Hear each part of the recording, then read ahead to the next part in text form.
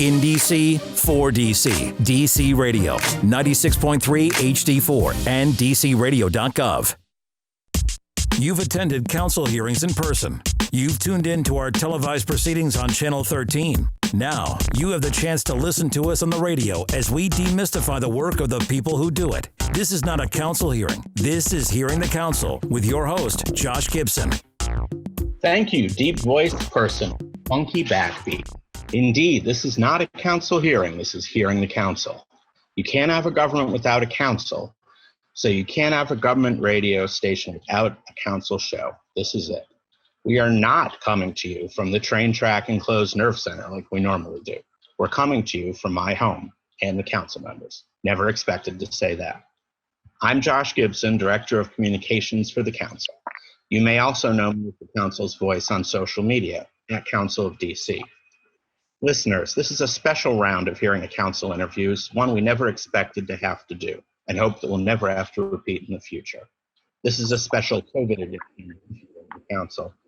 So let me introduce my guest, as always, the first guinea pig guest of each new round of Hearing the Council, Ward 1 Council Member, Brianne Nadeau. Hey, thanks Josh. for joining us. So this is an unexpected circumstance, the first of many that we've had to deal with going back a month or so. Talk to me about how you're experiencing this as a council member. This is your role is to serve your constituents, but you never thought that you'd be serving them in quite this way. Yeah. So, Josh, you know that I'm the chair of the Human Services Committee. And so part of my job as council member, in addition to serving the people of Ward 1, is really to make sure that we have resources available for our most vulnerable residents. So, you know, people experiencing homelessness, people with disabilities, people who are in need of our social safety net. So that's been my major focus since this all started. I mean, as a ward council member, there's also a lot of day-to-day work that we do for constituents that's still ongoing. When we first started working from home from our office, and when we were encouraging others to do the same, we definitely saw, a lot of calls and emails from folks who were trying to interpret the mayor's orders or trying to figure out the ways that they could keep themselves safe and not get others sick. And we've also seen so many people volunteering and really giving their time and money to help others who really need the assistance. Maybe they can't go out and get their own groceries because they're immunocompromised or high risk in other ways. And so we've got a couple of networks in Ward 1 of volunteers that are doing some really incredible work. So it's been very much day-to-day changes in what the government's doing and what we're asking others to do. And I think in general, the public has been incredibly patient and understanding and cooperative in helping us keep everyone safe. So I've been very proud, in particular, of the Ward 1 residents. And do you think the government is rising to the challenge? I do. And I think working together in a way that, sometimes politics don't allow. I think this is definitely a situation where we need to put politics aside and rise above that. And our mayor and our Department of Health have really been leading the charge here. Council's been very supportive of the mayor and working with her to make sure she has the tools she needs. I have to say that by far, I think the Department of Human Services has just exceeded all expectation and even capacity that we thought they could potentially have in the way that they're stepping up to help people who are really vulnerable, whether it's people who are homeless who are at risk of contracting the disease or people who have contracted the disease and need isolation. They've actually opened up several additional sites so that they can provide people with individual hotel rooms and care that they need. They're providing, they're operating hotlines to help people get services throughout the city. They've moved in a very short period of time. They moved all services online, so people don't have to apply for their public benefits now in person. So many people now are finding themselves in need of food assistance, cash assistance, unemployment benefits, things that they never in their wildest dreams would have thought they needed. And then, of course, so many people who already were receiving those benefits really still need that support. And so we've taken a system that was largely based on in-person interactions and moved it to a phone and internet-based system within a matter of weeks, which, I'm not a tech person. So in my mind, we should always be able to do these things, quickly. But I also know there's a lot of infrastructure. I mean, when you're talking about technology, someone has to build that system. And so I've been really impressed with the way Department of Human Services has stepped up in my cluster in particular. Yeah, it's there have definitely been some comments, some justified about applying for unemployment and the challenges of applying for Yeah. The analogy I would make is, imagine if you were a restaurant that served fancy Italian food and you had a maximum capacity of 100 people, and then all of a sudden people were asking you to serve Mexican food to 1,000 people. Yeah. You could do it, but man, you would have to make some real staff adjustments, equipment adjustments, and I think given the magnitude of the increase of demand and the total scope in terms of what's expected of them, clearly we need to do better. Yeah. But I think they've reacted remarkably. Yeah, it's a really good point. So the Department of Employment Services is the agency that oversees unemployment benefits, as you might expect, and that department and Councilmember Silverman have worked really hard to get that system working for everybody. We've given benefits to something like 53,000 people in the past 4 weeks. And the system, I think at one point the city administrator was saying the system was essentially taking in the volume that we would expect for a whole year in a matter of a few weeks. Which isn't to say that anybody's frustration is misplaced, because if you're needing unemployment benefits, you're not in a good spot. And so we're doing everything we can to get those benefits out the door. And actually millions of dollars have been paid out in March and April already. One of the things that happens is there's a little bit of a lag. So council passed legislation to say, okay, there's going to be no work search requirement and there's going to be no waiting period. And that goes into law. But then, as you mentioned, the system has to update. So someone has to go back and write the software to change the forms so that when you're applying online, those things take effect, and it takes a minute. I was reading an article recently about how the systems across the country, the unemployment benefit systems, are based on like the original coding from 50 years ago. And they were actually looking for people who knew how to do that coding, because it's not what we do anymore. And my grandfather, COBOL. What's computer. that? COBOL. Yeah. Yeah.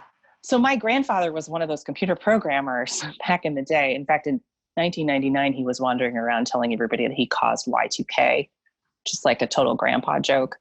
But I sent him a message and I said, Grandpa, like, is this the thing that you did? Like, do you know how to do this? And he was like, well, yeah, but I mean, I'm 86 years old and living in assisted living now. So it's not really something I can get up and help with, but it's an interesting thing, right? Because that's the generation that built that technology, and apparently it hasn't been updated. Now, I'm not saying that's our system, but I was interested to read that article. I mean, we're learning a lot about our country's infrastructure during this crisis, and the gaps. And I'm hopeful.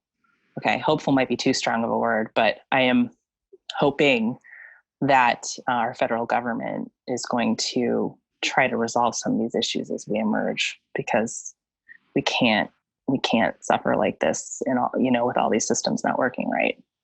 Yeah, so. I mean, there's, if it ain't going to fix it is an expression for a reason, but at some point you have to, there's such risk aversion. I think particularly in the days of social media, if one little thing goes wrong, everyone hands you your head. So during better, people were reluctant to take a functioning UI system offline to put in a new system. For sure.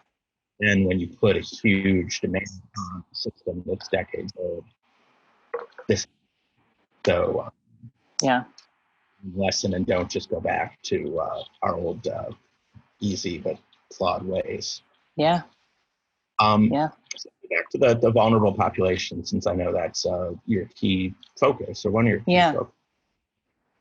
There's something cool about a stay-at-home order for people who don't have a home or are victims of domestic home at home or live in substandard housing. What can you talk a bit more about what's being done to address those folks? Yeah, it's a really difficult one. And I know we've seen, we've heard, I guess, interestingly, I don't know that there may be a disconnect between the data and what we're hearing from the advocates on this. And, I always try to listen to the advocates, but we do hear that there's been more domestic violence. And that's always a concern when people are confined in different spaces, in close spaces. So that's a tough one. I mean, there isn't an easy answer for how do we help people who have not a lot of space to spread out. You may have, 2 adults and several children in a smaller apartment.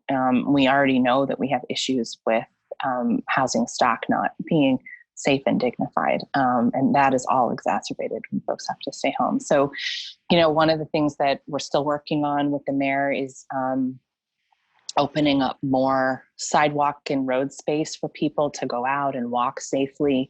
So there can be more room, more social distance between us when we're out. We get a lot of complaints about just, the sidewalks are too narrow for you to really properly social distance when you're out on a walk.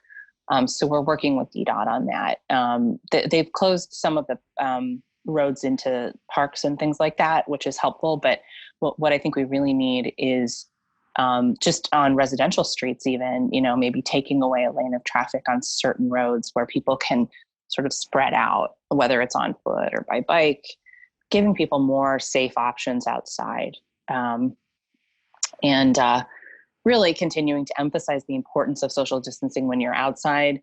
Now we're also getting more guidance on wearing cloth masks when we're outside, which is not a replacement for social distancing because the masks protect you a little bit, a certain percentage, depending on what type of mask, but the social distancing is still critical. So I think it's mostly about giving people more options for safe outside activities.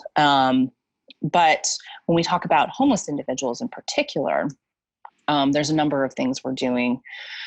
So again, when we have either people who are in shelter or unhoused on the street that we believe fall within a vulnerable category. And to be honest, if you've been living on the streets and you're chronically homeless, most likely you do have some related health issues that are going to make you more vulnerable.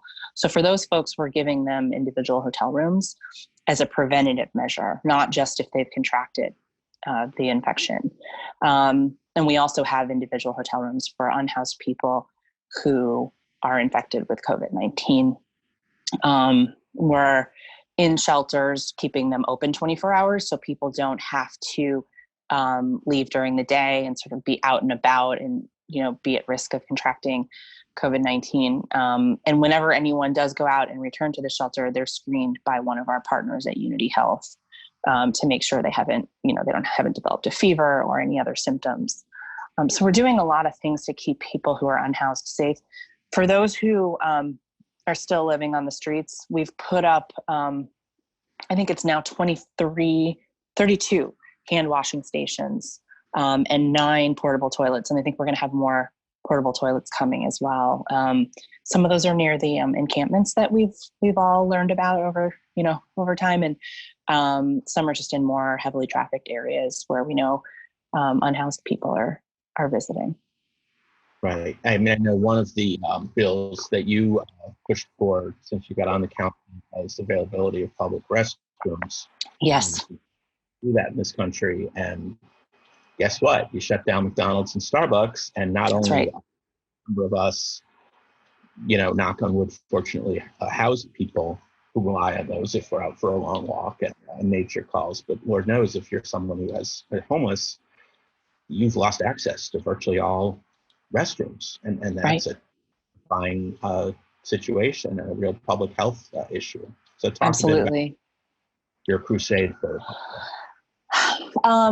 So we've been working during the crisis with the Lou Committee of the People for Fairness campaign, who were the leaders on the public restrooms campaign. And they have worked with us in DHS to get the hand washing stations and the porta potties, the portable toilets that we've put in place. And I think there's just a desire for more. We've made clear, my office, I've made clear to the Department of General Services that we think it's perfectly appropriate to use the funds that were set aside for the public restroom initiative incentives for small businesses to be used for this purpose during the emergency. My understanding is they haven't needed to do so, but because the businesses are closed, no one's going to be getting paid out for an incentive to keep your bathroom open right now. And so that money, ostensibly this fiscal year, is just sitting there. That's separate and apart from the permanent restrooms that we've put into the capital budget this year that we still hope will get to be built. The issue with moving forward on that right now is there's a whole public input process as to where those should go. And it's very hard to implement a public input process right now. So that's kind of on hold. I believe the first public restroom is going a half block from my house, which I'm going to assume is a coincidence. It's a coincidence. And it's also not from that budget. It was perhaps just the good sense of Department of General Services and Parks and Rec to put a standalone public restroom at the Walter Pierce Park as it's being renovated. So we are very excited about that. I will ask my fans, please do not start clustering around Walter Pierce Park now that you know it's a half block from where I live. So you said that the DGS was not having to dig into the incentive money for private businesses. Speaking of needing to dig into money, the latest the CFO has told us is that we are, for this fiscal year, which is basically over, we'll cut probably about 607 million on the $2.2 billion budget. Do you have a sense of how deep of a cut that is? Is this the happy, hopey things we wanted to have happen are not going to happen? Or is this something that are we going to be looking at cuts of a magnitude that really cut deep and hurt, and things that we assumed we'd always but have to go away? So let me first make a very important political point. So put on your political point alarm. $600 million is about the amount that we were shafted by the federal government in the CARES Act. Right. So the importance of Congress allocating that money to us is very clear. It would have been better for us to get it all and to be able to use it only for response and recovery. But at the moment, getting it all and being able to use it to fill that budget gap would also be helpful to the extent that it's allowable for those purposes. But in any case, there's a way to offset, reserve funds and federal funds in a way that wouldn't hurt as badly if we could be made whole by the feds. So I think we need to keep that in mind. We're looking at a similar sized hole in the budget that we're supposed to be looking at right now. Right. Until May 6th by COVID. Mm-hmm. The last I heard, again, it's a similar number. Yeah. At that time, it's across 12 months and not 6. But right. People say, "Oh, we have this big federal check coming. We have all these rainy day funds. Let's finally use them." And the magnitude of the problem is so large.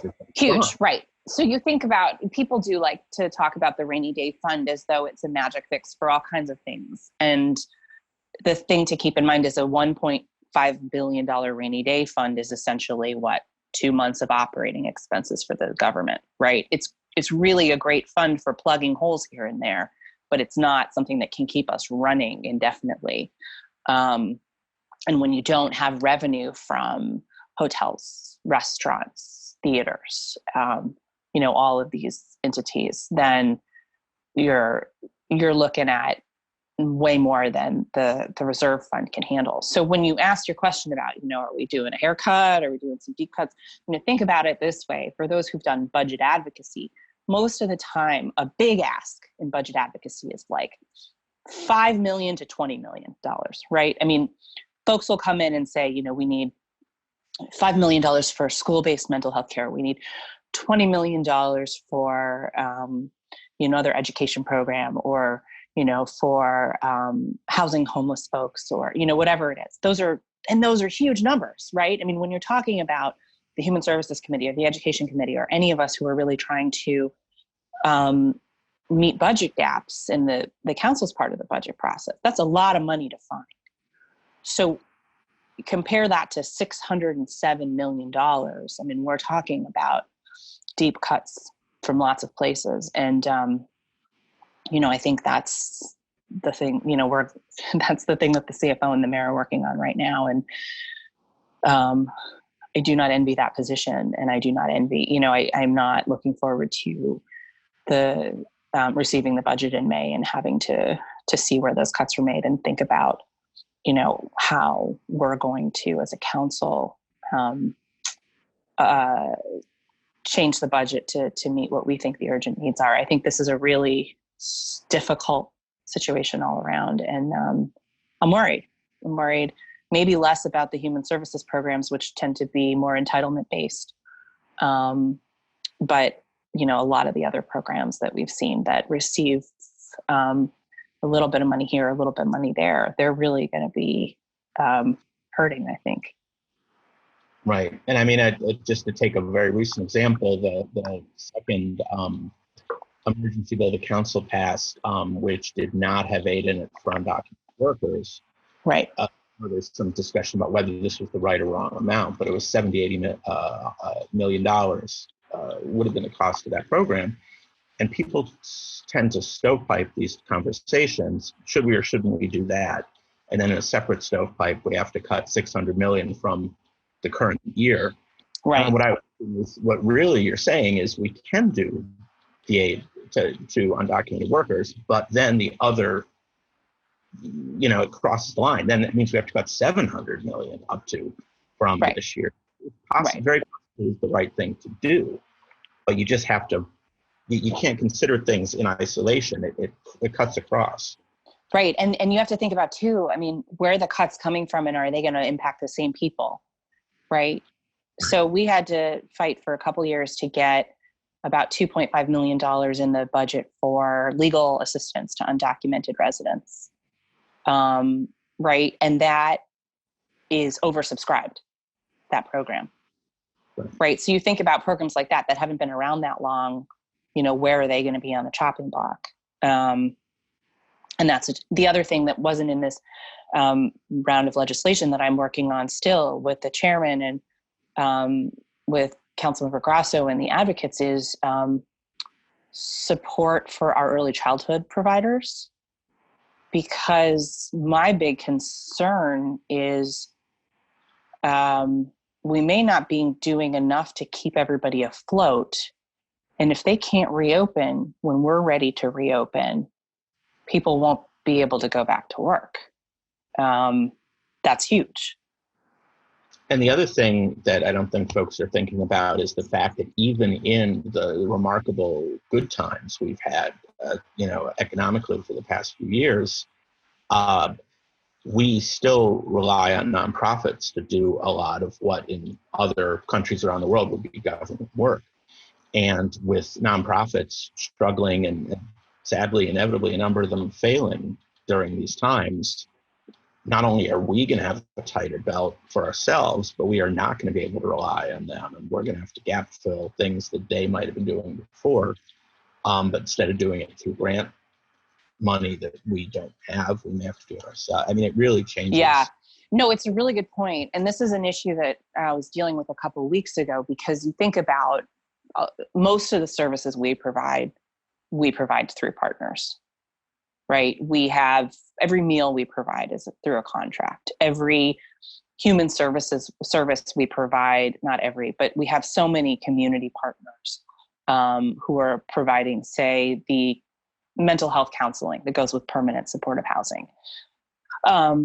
Or, the day-to-day services that the senior centers provide are largely run by nonprofit partners. And if they aren't able to fully do their jobs right now during the stay-at-home order, how are they getting paid and how are they getting made whole? So we've been having these conversations, and I think actually that we've largely resolved most of these payment issues because we need these organizations to exist, right? We can't implement the majority of the programs we do without them existing.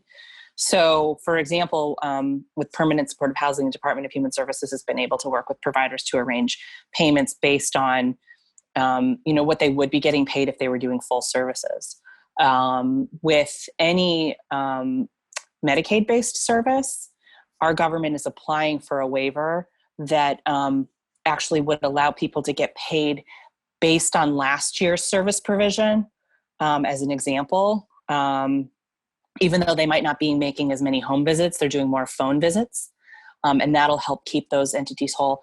And with the Department on Aging and Community Living, folks who used to be working in a senior center or going door to door, whatever they do with their seniors, now their job is to make phone calls all day, checking on the seniors they serve to say, hey, how are you doing today? Have you heard from any family? Do you need any food? Do you need any other services? And just, that idea of preventing social isolation among our seniors.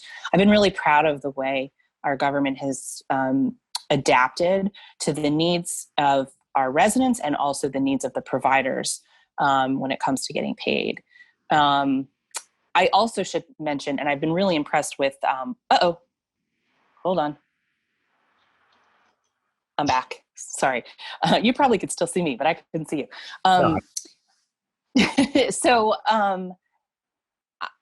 we have a senior meal program that largely our senior meals had been on congregate sites, meaning people would go to a place to eat together. That's obviously not safe right now. So the department and their partners, which includes organizations like Terrific Inc. and Iona and Seabury, moved from having about, I think, 250 some people getting meals delivered to like 3,500 more people signing up in a week to get meals delivered. So they had to build up the infrastructure really quickly. There were some bumps in the beginning, but now the way it works is everybody gets one delivery a week with 7 meals. And it's Yellow Cab and Seabury that's doing the deliveries, and they're working with the lead agencies in each ward to get them to the people who need them. And it's been, again, like we're implementing all these things for the first time in huge scale. It's not without any complication, but I think really a tremendous effort overall. So, and folks can still sign up for those programs. So now, one question I have is thinking of life after COVID is it's kind of what we wish for, that government has shown remarkable flexibility and adaptability. When this ends, are we ever going to be able to say we don't have the speed or flexibility or nimbleness to do X or Y, when, thank God, I think we've risen to the challenge and have shown that nimbleness and flexibility and place.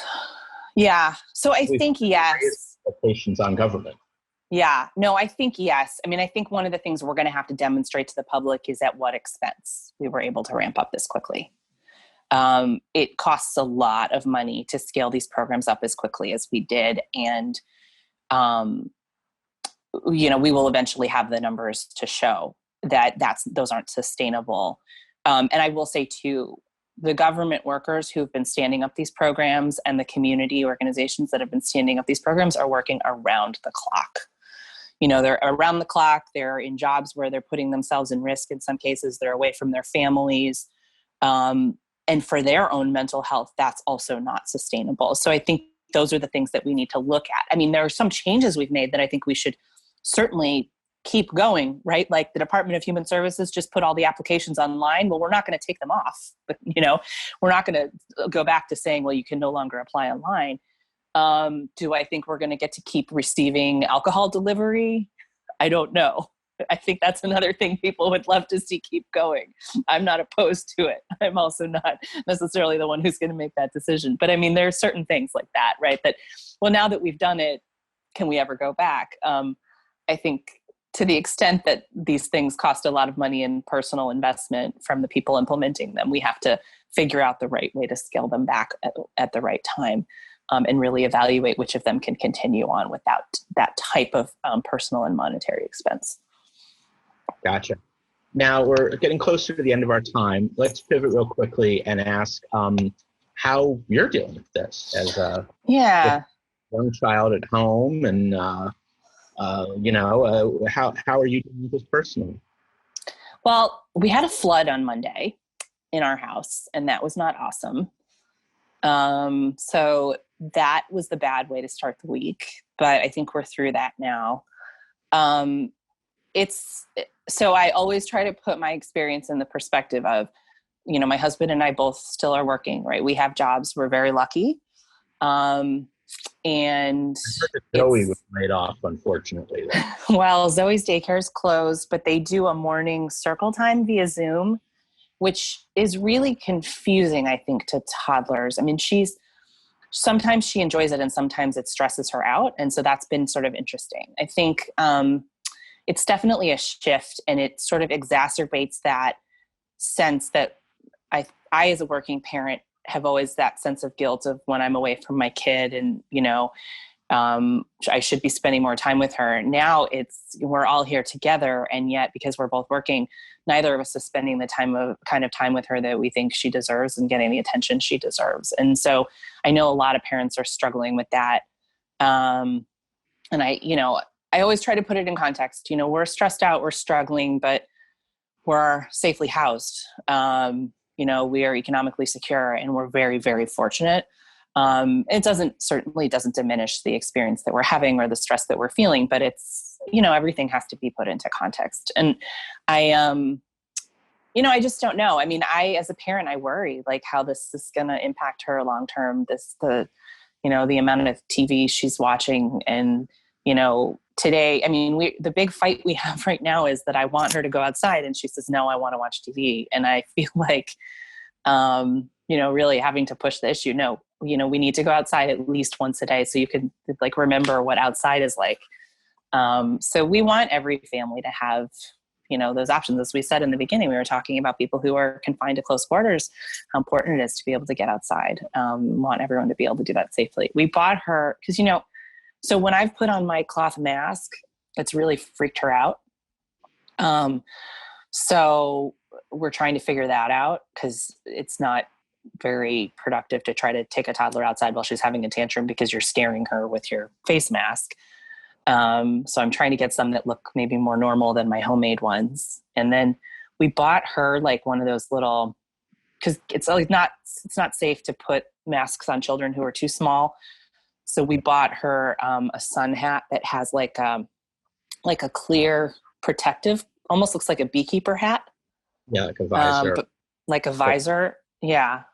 It kind of looks like when you see people in ICU wearing the PPE that goes all the way across, but it's like on a sun hat. So we bought her one of those. We figure she picked it out. So we hope she'll wear it. But, it's little stuff like that. I mean, my husband works in healthcare, not on the front lines, but he's spent the past 3 weeks working 15-hour days straight through the weekends trying to reorganize the workforce for the company that he's at. So he's been moving 3,000 people into different jobs so that they can better serve their patients and take some pressure off the hospital system because they do primary care and all the other stuff. They don't have their own hospitals. So the more they can do to flatten the curve with their patients, the less pressure there'll be on our hospital system. So it's really, we feel lucky that we're getting to do really important work right now. And both of us, I think, are really just hoping it's enough because there's so many people out there who are really struggling. Do you know folks that have COVID that have tested positive or? Yeah, we do. Unfortunately, he had a acquaintance from college who died a couple weeks ago. He's only 34, so it's a young person. My mom and sister both work in a healthcare system in Detroit as well, and so they have colleagues who've contracted it.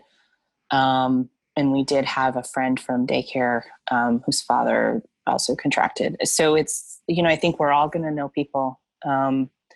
Unfortunately. And we're just hoping that we can get folks through to the other side healthy. Yeah.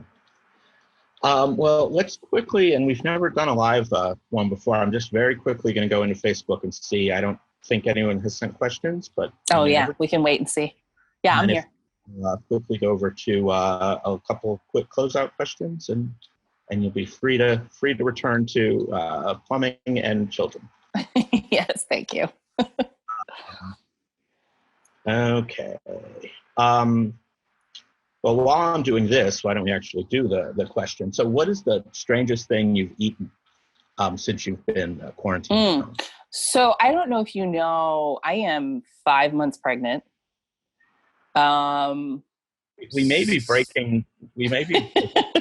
Okay, see, let me see if I can give you a bump shot. Hold on. Oh, it's there. There's a bump. Yeah. I also am 5 months pregnant, according to the bump meter. Yeah. So my thing this time is garlic stuffed olives and also fruit snacks. Okay. Oh, now I'm actually playing, so that's not helpful. No. Okay, I think that. Try that one more time. So those are your go-tos, or are those your things you've been reduced to eating? Well, so no, those are my pregnancy cravings.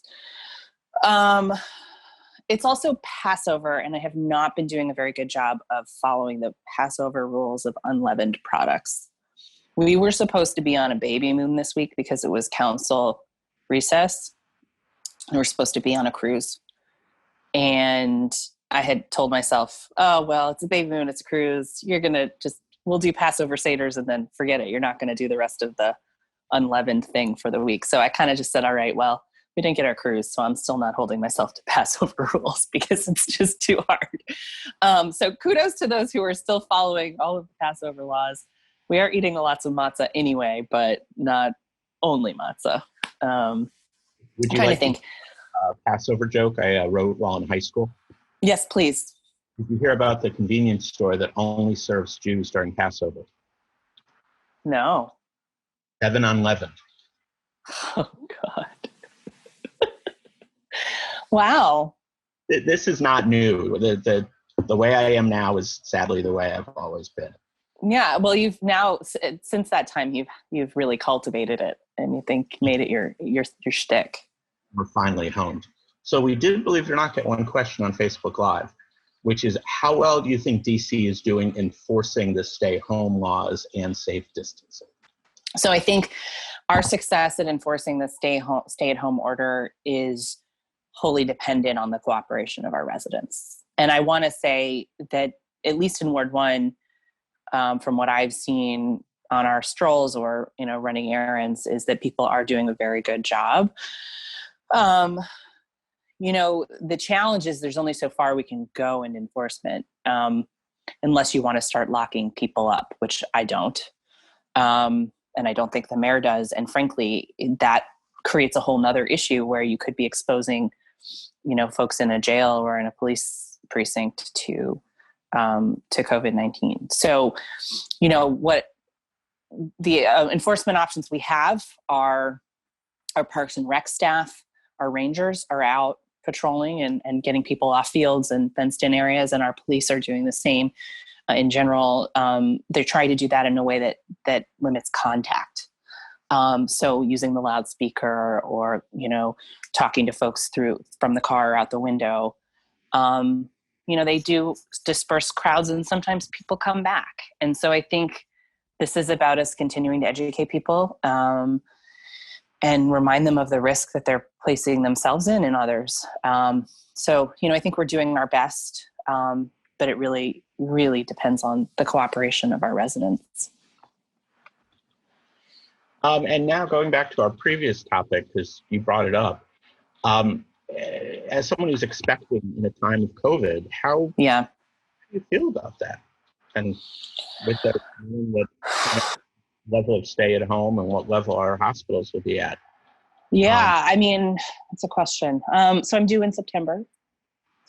I'm very hopeful that by then we'll all be back to our lives. But we're doing some things. We're trying to get more midwives certified right now so that we have extra capacity for labor and delivery. I've had a couple constituents who've given birth in the past couple of weeks we've talked to about, ensuring that you can have your partner with you. There are some states that had eliminated, you could have no one with you, not even one person, which, I can't imagine. I mean, labor can go on for days for some people, and that is really a hardship to be alone, especially in a healthcare system that's already overburdened. So it's not as though you've got, someone hanging out with you that's a nurse or someone else, just on your own. So I think we've done a good job of preserving people's supports there. We have jokingly discussed a home birth, which is not the kind of thing that I really would choose for myself personally. But since my husband grew up on a farm and has delivered quite a few livestock in his day, we have talked about it as, if we have to, we can do it. But I have my 20-week ultrasound on Friday.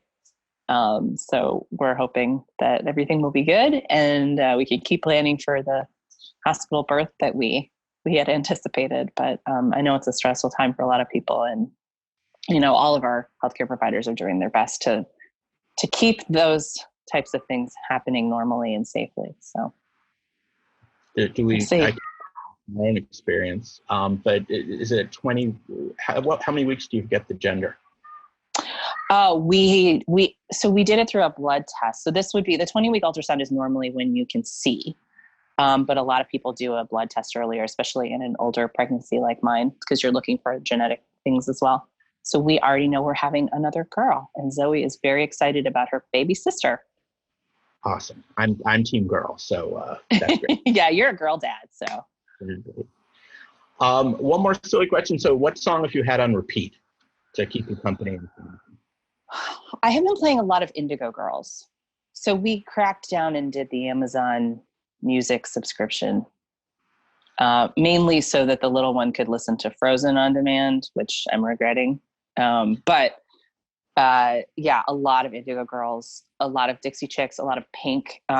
Today, Bruce Springsteen was doing a live concert on his Sirius XM channel. So I was listening to that. Okay. And I'm trying to expose Zoe to some of the 80s classics. So we did some Huey Lewis and the News, some Lionel Richie, and some Kenny Loggins. Yeah, I would think Heart of Rock and Roll, starting with the kind of heartbeat, like that would be kind of reassuring. Yeah, there you go. So, well, I think I'd say we're out of time, but I think we're over time, actually. Yeah. But I'm very grateful to you, council member, for taking the time out of your day and work and plumbing travails and childcare and home education to spend a little time with us. But I think it helps folks to see face-to-face, person-to-person, hear a bit more about the work side and the home side of you and what you're doing during this time we're all living through. Well, thank you. And Josh, congratulations on moving from radio to visual media. That's a big step for you. I have and I've always had great respect for the folks at DC Radio, but now that I'm trying to do this myself poorly, it's anxious to get back to the real professionals. Very good. Thanks a lot. Take care. No problem. Now let me just because we probably have some new listeners and viewers. So you folks, you can subscribe to our podcast on SoundCloud or wherever you listen to podcasts. And all of you, thanks very much for joining us. Tune in again next time. Traditionally, we're on DC Radio at 96.3 on your HD4 dial or at dcradio.gov. And as always, I'm Josh Gibson, and this is not a hearing. Oh, jeez. Outtakes. I was doing so well. This is not a council hearing. This is hearing council. Thanks. Take care, council. In DC, for DC, DC Radio, 96.3 HD4 and dcradio.gov.